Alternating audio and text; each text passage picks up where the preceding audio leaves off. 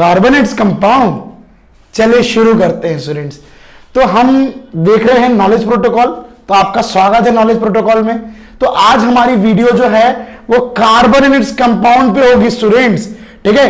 Carbonates compound का मैं दो पार्ट बनाऊंगा स्टूडेंट्स, ठीक है। ये फर्स्ट पार्ट है ना, जो इस ईयर में अपना एग्जाम देने वाले हैं उनके लिए फर्स्ट पार्ट ही काफी है, पर अगले साल के लिए मैं सेकंड पार्ट भी रिलीज करूंगा जिससे मैं पूरे चैप्टर को कवर कर पाऊं।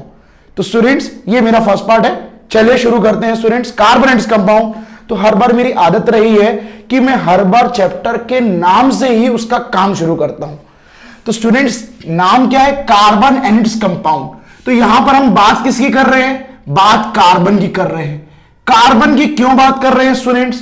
क्योंकि कार्बन एक बहुत महत्वपूर्ण एलिमेंट है।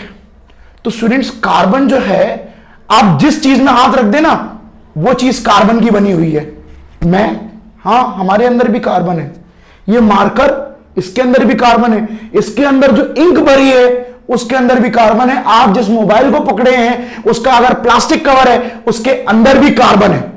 तो स्टूडेंट्स समझ लिया कार्बन कितना महत्वपूर्ण होता है, कितना इंपॉर्टेंट होता है। तो आज हम इसी की बात करेंगे। कार्बन जो है वो पीरियोडिक टेबल में 14th ग्रुप और सेकंड पीरियड में आता है। कार्बन का एटॉमिक नंबर होता है 6, मतलब इसमें 6 प्रोटॉन होंगे, 6 इलेक्ट्रॉन होंगे और न्यूट्रॉन कितने होंगे?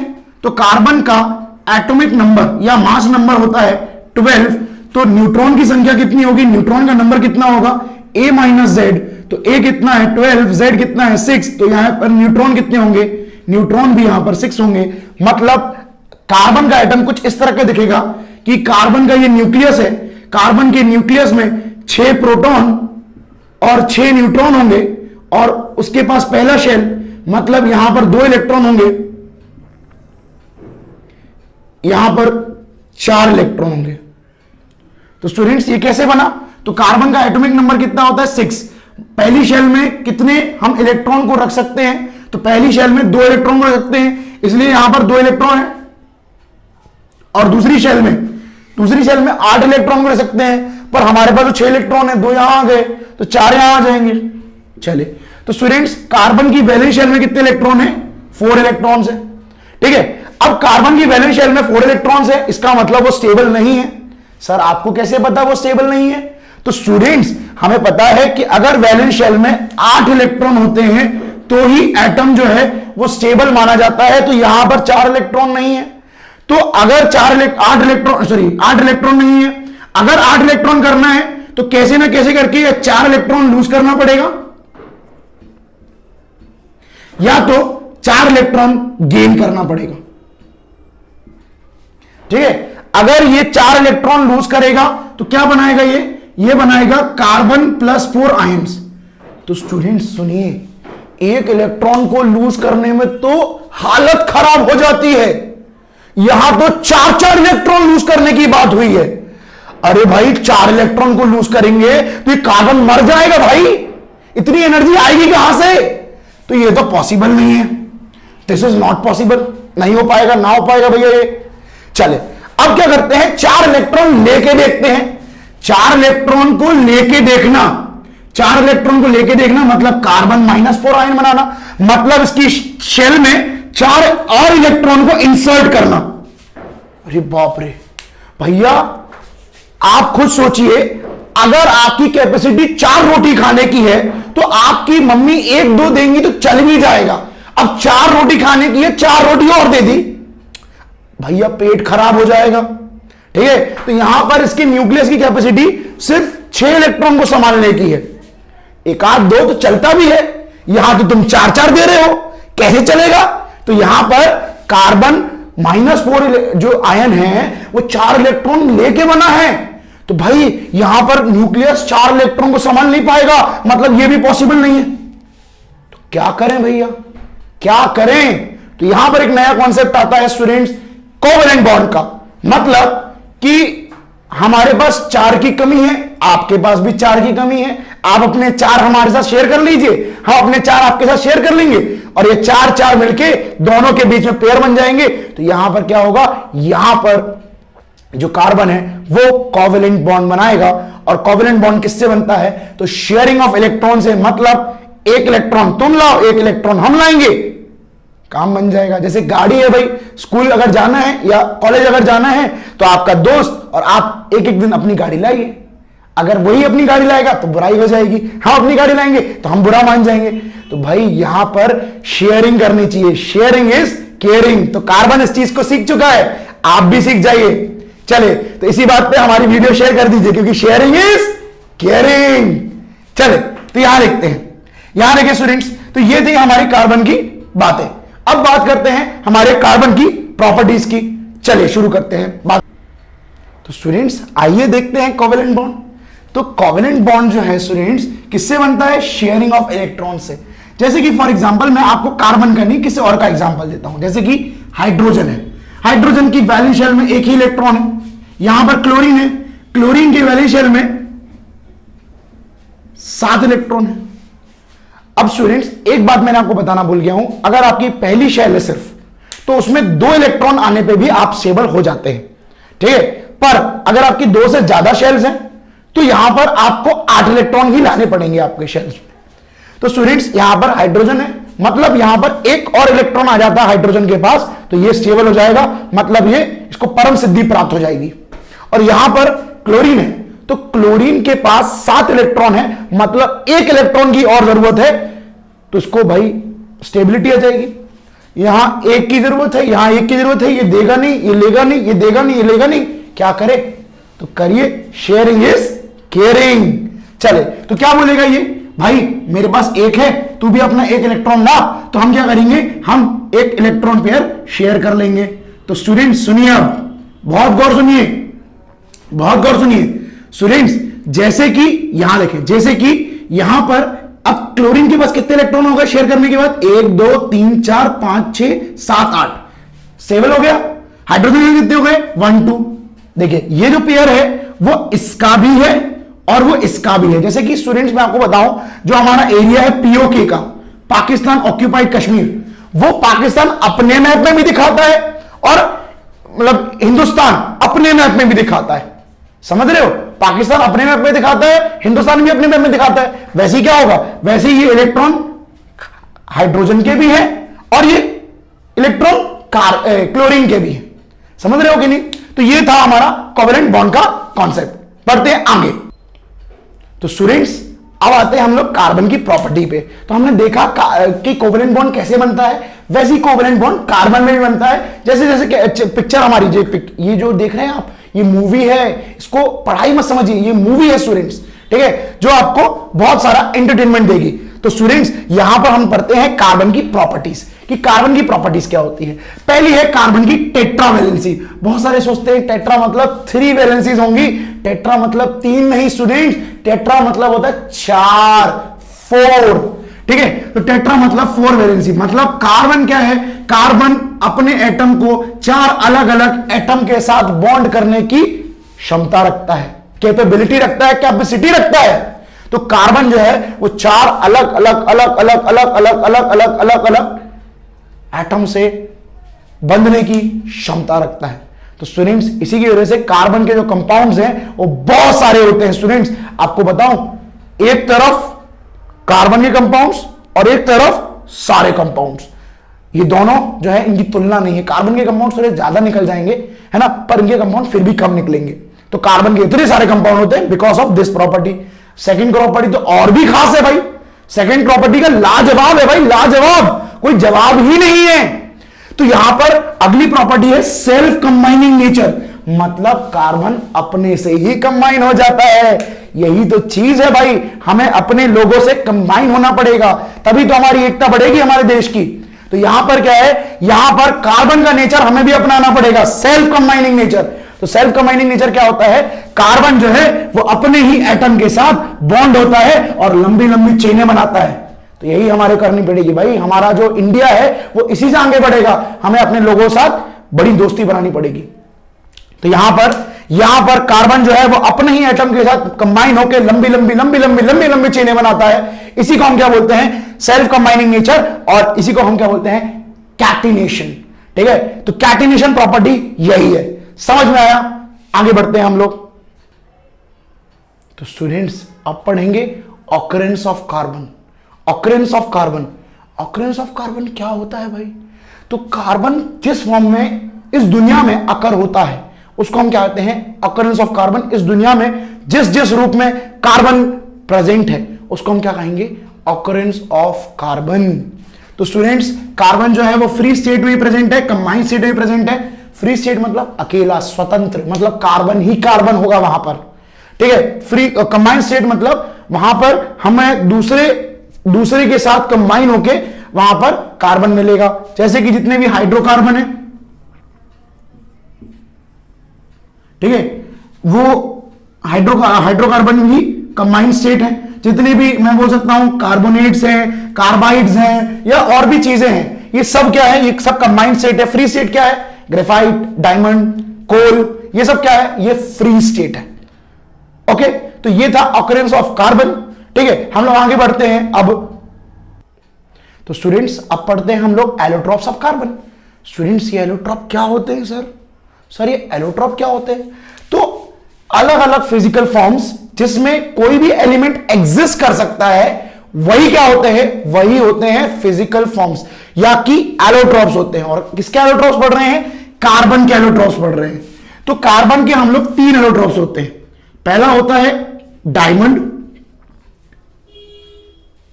दूसरा होता है ग्रेफाइट, और तीसरा होता है बक मिनिस्टर फुलरीन। सर कौन सा मिनिस्टर? बक मिनिस्टर फुलरीन। स्टूडेंट्स बक मिनिस्टर फुलरीन, तो बक मिनिस्टर फुलरीन, ग्रेफाइट और डायमंड, ये 3 एलोट्रॉप्स होते हैं कार्बन के। सर कोल नहीं है?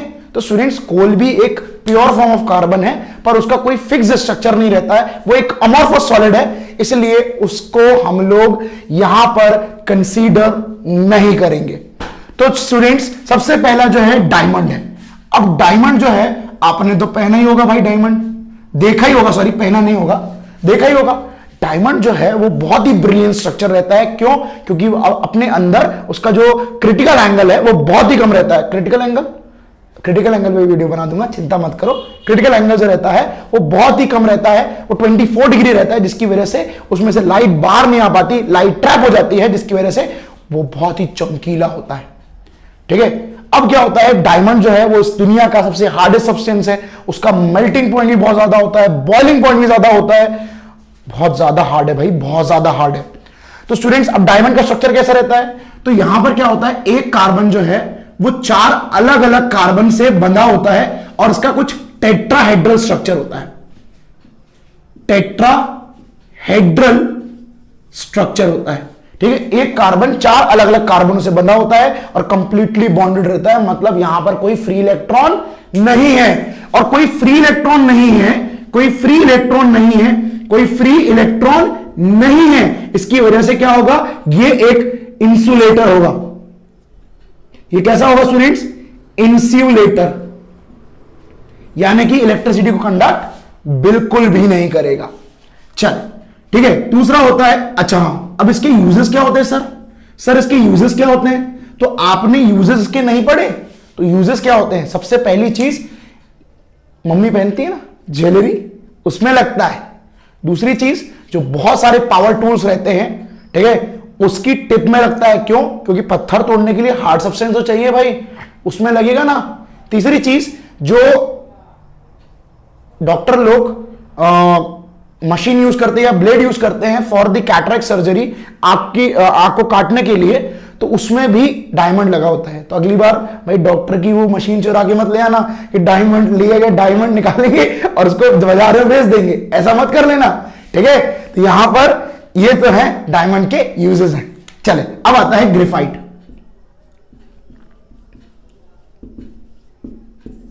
ठीक है, ग्रेफाइट कैसा रहता है? तो ग्रेफाइट इसके नाम में इसका कलर छुपा है भाई, ग्रेफाइट, ग्रे कलर का रहेगा।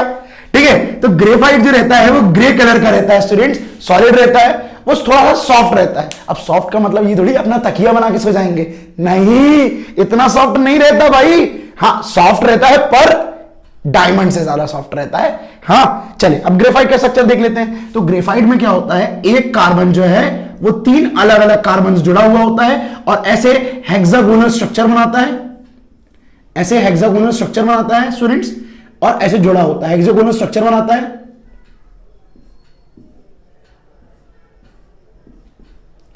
ठीक है, ऐसी एक लेयर बन जाती है, लेयर 1 है, ये लेयर 1 है, ऐसी एक दूसरी लेयर होगी, ऐसी एक तीसरी लेयर होगी, और ये सारी लेयर जो रहती हैं वो एक दूसरे से वेंडर वॉल फोर्स से जुड़ी होती है। किस फोर्स से जुड़ी होती है, वेंडर वॉल फोर्स से जुड़ी होती है। वेंडर वॉल फोर्स एक बहुत ही वीक फोर्स होती है जो कि एक एटम का न्यूक्लियस दूसरे एटम पे अप्लाई करता है। इसका भी वीडियो बनाऊंगा स्टूडेंट्स, बहुत दिनों, मतलब बस थोड़े दिन और हम लोग 11th क्लास भी स्टार्ट करने वाले हैं।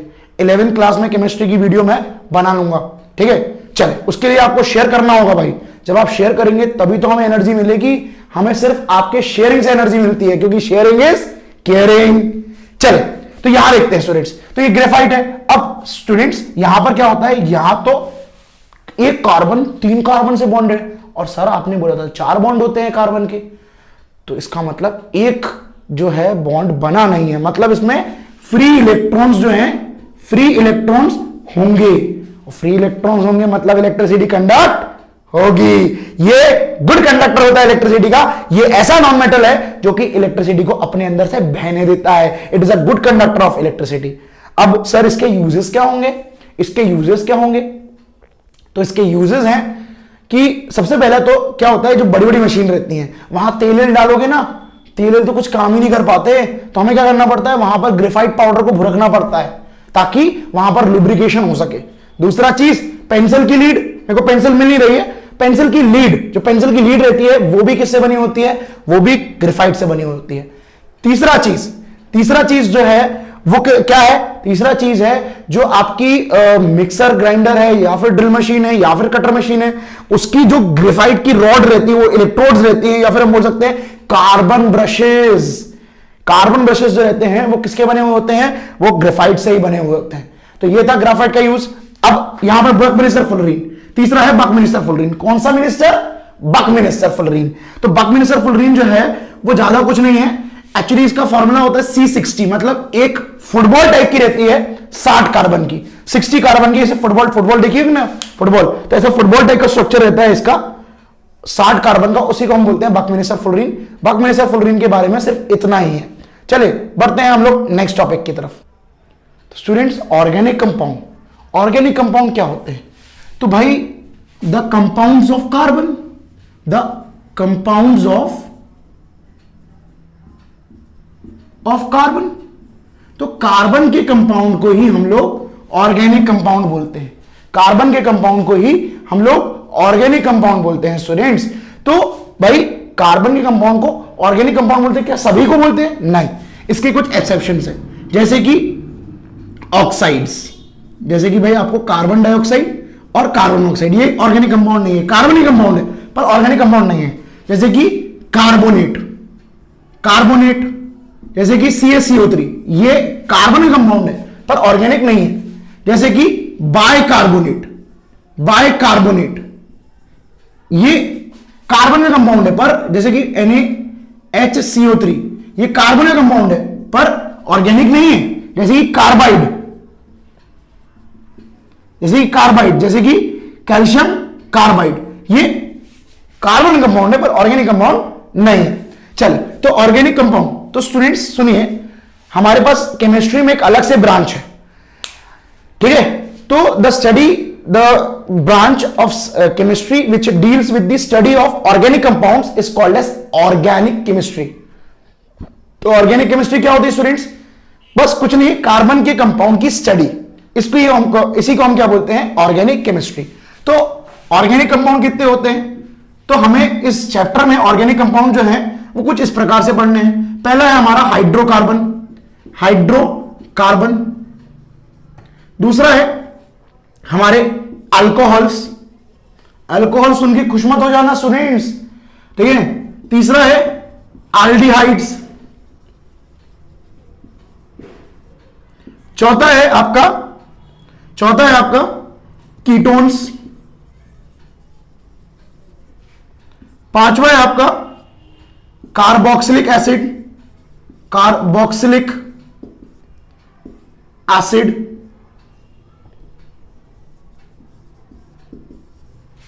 ठीक है। छठवा यहां पर लिख देता हूं।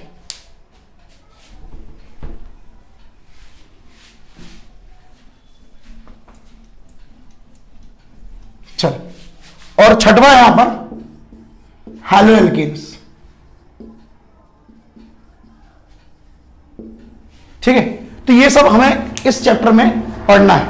तो बढ़ते हैं हम लोग आगे।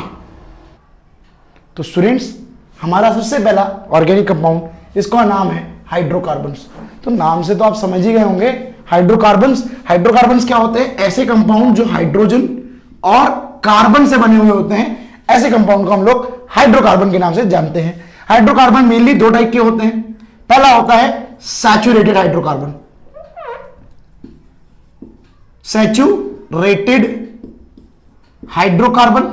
और दूसरे होते हैं अनसैचुरेटेड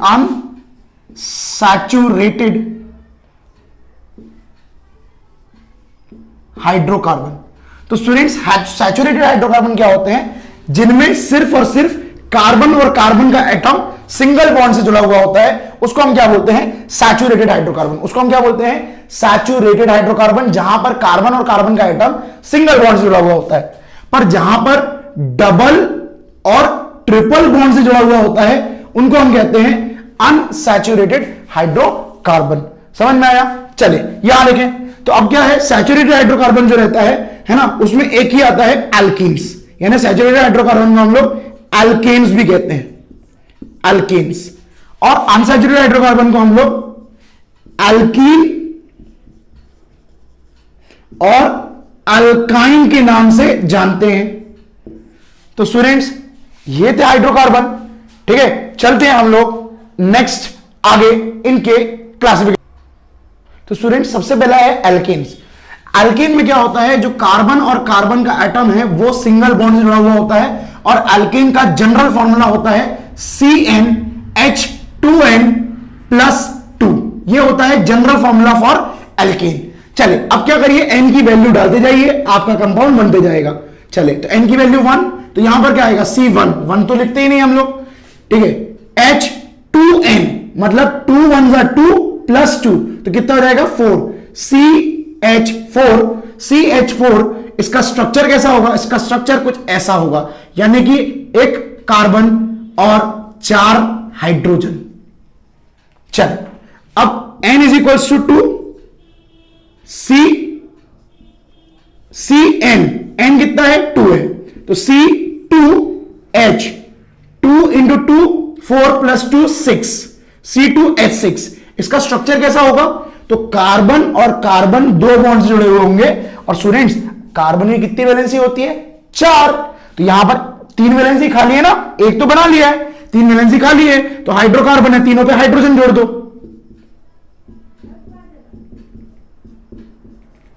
चले, अब बाकी के जो कंपाउंड है आप मेरे को व्हाट्सएप ग्रुप में भेजिएगा। जो हमारा व्हाट्सएप ग्रुप है डिस्क्रिप्शन में, उसमें ज्वाइन हो जाइए स्टूडेंट्स, क्योंकि हम वहां पर बहुत सारी चीजें आपको बताने वाले हैं। हमारे जो डाउट्स है वहीं पर क्लियर होंगे, आपको फ्री में, बिल्कुल फ्री में डाउट्स क्लियर होंगे। तो हम लोग बढ़ते हैं आगे टॉपिक की तरफ। तो अगला है students unsaturated hydrocarbon. Unsaturated hydrocarbon क्या होते हैं? सबसे पहले जो डबल बॉन्ड कंसीडर करते हो और ट्रिपल बॉन्ड कंसीडर करते हो, ऐसे हाइड्रोकार्बन को हम लोग बोलते हैं अनसैचुरेटेड हाइड्रोकार्बन। तो पहला है एल्कीन्स, यानी कि जो सिर्फ डबल बॉन्ड कंसीडर करता है। इसका जनरल फॉर्मूला होता है CnH2n। भाई वहां पर CnH2n+2 था एल्केन में, ठीक है, यहां पर +2 नहीं है। तो यहां पर n में =1 डालिए। तो n में =1 इसलिए नहीं डालेगा क्योंकि डबल बॉन्ड हमेशा कार्बन और कार्बन के ही बीच बनता है। तो यहां पर भाई जैसे हाइड्रोजन है, हाइड्रोजन तो एक ही इलेक्ट्रॉन शेयर कर पाएगा ना, 2 इलेक्ट्रॉन थोड़ी शेयर कर पाएगा। तो कार्बन और कार्बन के बीच में ही हमेशा जो डबल बॉन्ड है वो बनता है। तो एक कार्बन का एटम, यहां पर एक कार्बन का कंपाउंड एग्जिस्ट नहीं करेगा। तो यहां पर जो सीरीज चालू होगी वो 2 से चालू होगी। चले, तो C2N2 है ना, तो CnN2 है, H2n मतलब H4 होएगा। तो यहां डबल बॉन्ड है, तो तो कार्बन और कार्बन डबल बॉन्ड से जुड़ेंगे। चले, अब यहां पर 2 बॉन्ड बन चुके हैं ना, तो इसको सिर्फ 2 हाइड्रोजन की जरूरत है, तो ये लग गया। इसको भी 2 हाइड्रोजन की जरूरत है, ये लग गया। चले, n इज इक्वल्स टू 3, तो C3H2n मतलब 6। तो यहां पर carbon carbon double bond join, अब डबल बॉन्ड नहीं आएगा स्टूडेंट्स। एल्कीन में सिर्फ एक ही डबल बॉन्ड होता है, बाकी सब सिंगल बॉन्ड होते हैं। देखिए यहां लग गया। अब इसके कितने बॉन्ड खाली हैं? इसके 2 बॉन्ड खाली हैं, क्योंकि 2 बना चुका है ना, तो ये 2 हाइड्रोजन लग गए। इसके कितना बॉन्ड खाली है? 1 2 3, तो एक बस बनेगा, तो 1 हाइड्रोजन लग गया। यहां कितने बॉन्ड खाली हैं? 3, तो 3 हाइड्रोजन लगेंगे। तो ये है एल्कीन। अब आते हैं हम लोग एल्काइन पे। तो एल्काइन का क्या होता है स्टूडेंट्स? एल्काइन का यहां पर क्या होता है स्टूडेंट्स? तो एल्काइन का कुछ ऐसा होता है कि CN कितना है, सॉरी, इसका जनरल फॉर्मूला होता है CnH2n-2। यहां पर -2 हो जाता है स्टूडेंट्स।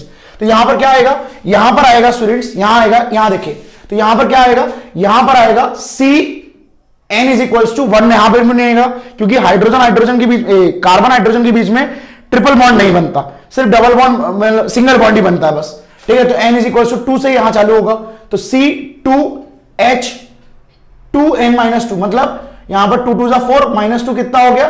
2, तो C2H2। तो यहां पर कार्बन और कार्बन के बीच में ट्रिपल बॉन्ड, यहां पर सिर्फ एक ही बॉन्ड खाली है तो 1 हाइड्रोजन, यहां पर सिर्फ एक ही बॉन्ड खाली है तो 1 हाइड्रोजन। ये इसका स्ट्रक्चर बन गया। चले, n इज इक्वल्स टू 3, तो यहां पर C3H6-2 यानी 4। तो डबल ट्रिपल बॉन्ड सिर्फ एक ही 2 कार्बन एटम के बीच में बनता है, बाकी एग्जिस्ट नहीं करता है। तो यहां पर क्या होगा? C triple bond C, single bond C। तो इसके कितने बॉन्ड खाली हैं? 3 बन चुके हैं, एक और खाली है तो 1 हाइड्रोजन लगा दो। यहां पर एक भी नहीं खाली है तो 1 भी हाइड्रोजन नहीं लगेगा। यहां पर 3 खाली हैं तो 3 हाइड्रोजन लगा दो। देखो यहां पर 4 हो गए, 4 हाइड्रोजन है, 1 2 3 4 हाइड्रोजन है। तो यहां पर हमारा टॉपिक इतना ही था। बढ़ते हैं हम लोग नेक्स्ट टॉपिक की तरफ। चलिए स्टूडेंट्स, तो हम लोग आगे बढ़ते हैं। तो अब आता है नेमिंग ऑफ कंपाउंड। तो स्टूडेंट्स हम लोग नेमिंग कैसे करें कंपाउंड को? कंपाउंड की नेमिंग कैसे करें स्टूडेंट्स? यहां पर तो नाम जो है वो 2 चीजों से बना हुआ होता है, प्रीफिक्स मतलब आपका नाम और सफिक्स मतलब सरनेम। ठीक है, तो यहां पर आपको 2 चीजों से इसका नाम तैयार हो जाएगा। चलिए आइए देखते हैं। तो यहां पर प्रीफिक्स जो है वो कौन डिसाइड करता है? वो डिसाइड करता है आपका नंबर ऑफ कार्बन, मतलब जितने नंबर ऑफ कार्बन होंगे उसके हिसाब से प्रीफिक्स डिसाइड होगा। 1 नंबर ऑफ कार्बन है तो मिथ, 2 है तो इथ, 3 है तो प्रोप, 4 है तो ब्यूट, पेंट, हेक्स 6। और आपका जो सफिक्स है वो नंबर ऑफ बॉन्ड से डिसाइड होता है। अगर 1 बॉन्ड है तो एन, 2 बॉन्ड है तो इन, 3 बॉन्ड है तो आई। जैसे कि यहां पर मीथेन या CH4, तो यहां पर कितने कार्बन है? तो कार्बन है 1, तो प्रीफिक्स क्या लिखेंगे हम लोग? 1 कार्बन मतलब मिथ। और यहां पर ये तो है सैचुरेटेड कार्बन, देखिए CnH2n+2 वाला फॉर्मूला है ये। तो यहां पर सारे सिंगल बॉन्ड होंगे तो यहां पर आ जाएगा एन, तो ये क्या हो जाएगा? मीथेन। यहां पर कितने कार्बन है स्टूडेंट्स? तो यहां पर है 2 कार्बन मतलब ईथ, 2 कार्बन के लिए ईथ। और सारे देखिए यहां पर ये क्या है? CnH2n-2 वाला फॉर्मूला है। तो वहां पर आइन है तो इथाइन है, सॉरी वो एल्काइन वाला ग्रुप है, तो यहां पर ट्रिपल बॉन्ड होगा तो यहां पर हो जाएगा इथ आइन। चले, यहां पर 2 कार्बन है मतलब इथ, और ये वाला CnH2n ट्वाइस है ना हाइड्रोजन, तो यहां पर आ जाएगा इथ, इन, तो यह जाएगा इथीन। यहां पर ये हो जाएगा 3 कार्बन तो प्रोप, और यहां पर डबल है तो इन आ जाएगा, तो ये हो जाएगा प्रोपीन। तो आई होप स्टूडेंट्स आपको ये जो है नाम समझ में आए। कोई भी डाउट हो तो आप व्हाट्सएप ग्रुप पे पूछ लीजिएगा। बढ़ते हैं नेक्स्ट टॉपिक की तरफ। तो स्टूडेंट्स अगला टॉपिक है इलेक्ट्रॉन डॉट स्ट्रक्चर। तो आपको मेनली एग्जाम में 3 ही मेन कंपाउंड पूछे जाते हैं, मैं उनको बता दूंगा। और भी अगर आपको जानना है तो हमारा टेलीग्राम ग्रुप है, उस पर ज्वाइन हो जाइए तो आपको पता चल जाएगा वहां पर। तो स्टूडेंट्स 3 ही हैं जिनको आपको सीखना है। पहला है मीथेन। तो मीथेन का सबसे पहले स्ट्रक्चर बना लीजिए। तो ये है कुछ मीथेन, ये है मीथेन। अब क्या है? हुबहू भाई इलेक्ट्रॉन डॉट स्ट्रक्चर में क्या करना पड़ता है? आपको सिर्फ वैलेंस शेल के इलेक्ट्रॉन को रिप्रेजेंट करना पड़ता है। जैसे कार्बन की वैलेंस शेल में कितने इलेक्ट्रॉन है? 4 है। चले, और हाइड्रोजन में कितने हैं, एक है। तो आपको क्या करना है, आपको जितने हाइड्रोजन यहां पर दिख रहे हैं उन हाइड्रोजन को यहां पर लगा देना है और उनके इलेक्ट्रॉन को बना देना है। चले, अब यहां पर स्टूडेंट्स ये क्या बन गए हैं, ये इलेक्ट्रॉन पेयर बन गए। ये इलेक्ट्रॉन पेयर पे किसका हक है, कार्बन का भी हक है और जो हाइड्रोजन उसको बना रहा है उसका भी हक है। जैसे कि ये वाला जो पेयर है इस पे कार्बन का भी हक है और इस पे हाइड्रोजन का भी हक है, इस वाले पर, इसका नहीं, ठीक है। तो यहां पर क्या होगा, ये इसके सर्कल के भी अंदर आएगा और ये इसके सर्कल के भी अंदर आएगा, समझ रहे हो। कार्बन का सर्कल जो निकलेगा वो यहां से निकलेगा, ठीक है। चले, अब कार्बन का इन सभी इलेक्ट्रॉन पे हक है क्योंकि इन सबके थर्मो शेयरिंग हो रही है। चले, तो यहां पर कुछ कार्बन ऐसा बन जाएगा, फिर हाइड्रोजन का इस वाले इलेक्ट्रॉन के साथ हक है, ये वाला, फिर ये वाला हाइड्रोजन ऐसा बना लेगा, ये वाला हाइड्रोजन किसका बना लेगा। तो ये है मीथेन का स्ट्रक्चर। अब आता है इथेन का स्ट्रक्चर, इथीन का स्ट्रक्चर, इथीन का स्ट्रक्चर। तो इथीन क्या है, तो इथीन का सबसे पहले आप क्या बना लीजिए, सबसे पहले उसका स्ट्रक्चर बना लीजिए। इथीन है तो मतलब डबल बॉन्ड है यहां पर, और यहां पर एक हाइड्रोजन, यहां पर भी एक हाइड्रोजन, यहां पर भी एक हाइड्रोजन, यहां पर भी एक हाइड्रोजन। तो ये हमारा इथीन का स्ट्रक्चर। अब स्टूडेंट्स कार्बन बना लीजिए दो। अब कार्बन के वैलेंस शेल में कितने इलेक्ट्रॉन होते हैं, 4। तो भैया यहां पर दो बॉन्ड बन रहे हैं, मतलब यहां पर दो पेयर ऑफ इलेक्ट्रॉन को शेयर कर रहे हैं, मतलब कार्बन के दो इलेक्ट्रॉन तो यही बन जाएंगे, ये इसके भी दो यही बन जाएंगे। चले, और एक एक जो बचे हैं वो हाइड्रोजन के साथ पेयर हो जाएंगे, कुछ यहां पर ऐसे, ठीक है। अब यहां पर हाइड्रोजन लगा दीजिए। अब इस इलेक्ट्रॉन पे किसका हक है, ये चारों पे दोनों का हक है। तो ऐसे होगा कुछ, दोनों, ये कार्बन ऐसा ले जाएगा और ये कार्बन ऐसा ले जाएगा, ठीक है। अब स्टूडेंट्स सुनिए, अब यहां देखिए स्टूडेंट्स, अब ये जो हाइड्रोजन है ये भी अपना एक इलेक्ट्रॉन लाएगा, ये भी अपना एक इलेक्ट्रॉन लाएगा, ठीक है। और ये हाइड्रोजन यहां पर भी एक इलेक्ट्रॉन आएगा। चले, ठीक है, यहां पर भी स्टूडेंट्स, यहां पर भी आएगा और यहां पर भी आएगा। तो स्टूडेंट्स यहां पर क्या हो गया, यहां पर ये कंप्लीट हो गया। अब ये कुछ ऐसा स्ट्रक्चर बन जाएगा और इसका कुछ ऐसा बन जाएगा और यहां पर हाइड्रोजन कुछ ऐसा बन जाएगा, ठीक है। तो ये बन गया हमारा इथीन का स्ट्रक्चर।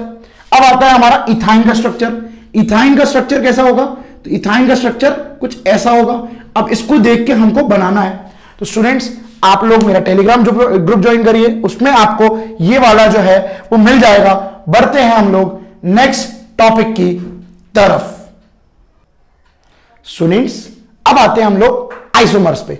तो what are isomers, when the compounds have same molecular formula but different structural formula is called as isomers। तो स्टूडेंट्स देखिए, स्टूडेंट्स एक लेते हैं जैसे कि फॉर एग्जांपल C4H10। तो स्टूडेंट्स ये क्या है, ये है ब्यूटेन, क्योंकि 4 कार्बन है तो ब्यूट, सिंगल बॉन्ड है तो एन, तो ब्यूटेन। तो स्टूडेंट ब्यूटेन का स्ट्रक्चर कैसा बनेगा, तो carbon carbon carbon carbon, sorry 4 है ना, तो 4। तो यहां पर हाइड्रोजन और ज्वाइन हो जाएंगे, हाइड्रोजन और ज्वाइन हो जाएंगे। चले आ रहे स्टूडेंट्स, तो यहां पर ये जो है ये क्या है हमारा, ये है नॉर्मल ब्यूटेन, एन ब्यूटेन बोलते हैं इसको, ठीक है स्टूडेंट्स।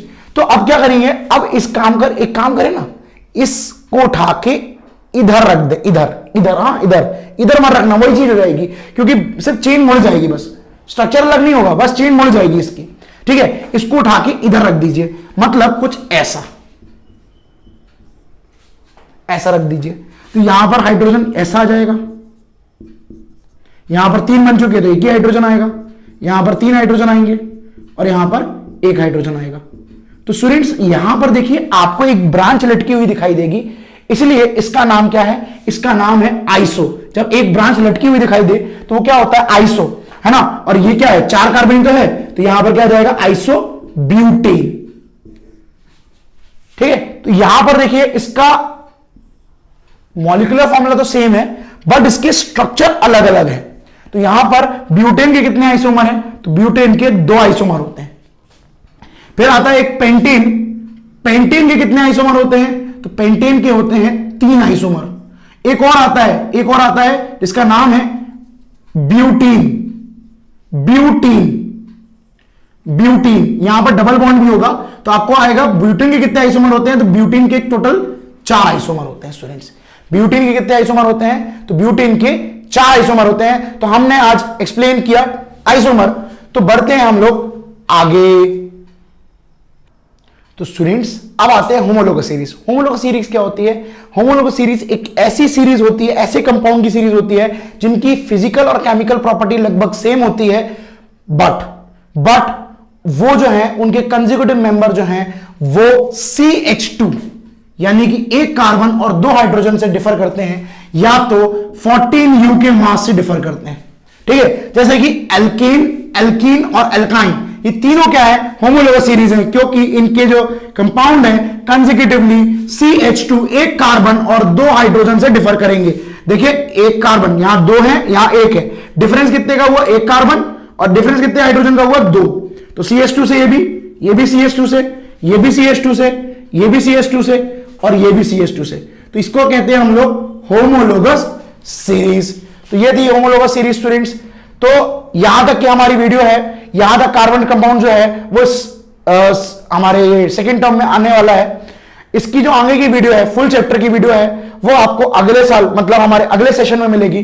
तो आज के लिए हम इतने ही रखते हैं। अगर अच्छा लगा हो तो सब्सक्राइब करिएगा, हमारे चैनल को शेयर करिएगा। स्टूडेंट्स नीचे इंस्टाग्राम का लिंक है, हमको फॉलो कीजिएगा। सबका लिंक है, हम समझते हैं पूरे मोहल्ले का लिंक है हमारे में, है ना। टेलीग्राम, व्हाट्सएप, इंस्टाग्राम और भी बहुत सारी चीजें हैं। तो प्लीज हमारे चैनल को शेयर कीजिए। हम लोग और जोर शोर से आएंगे अगली बार। तो मिलते हैं नेक्स्ट वीडियो में। जय हिंद, जय भारत।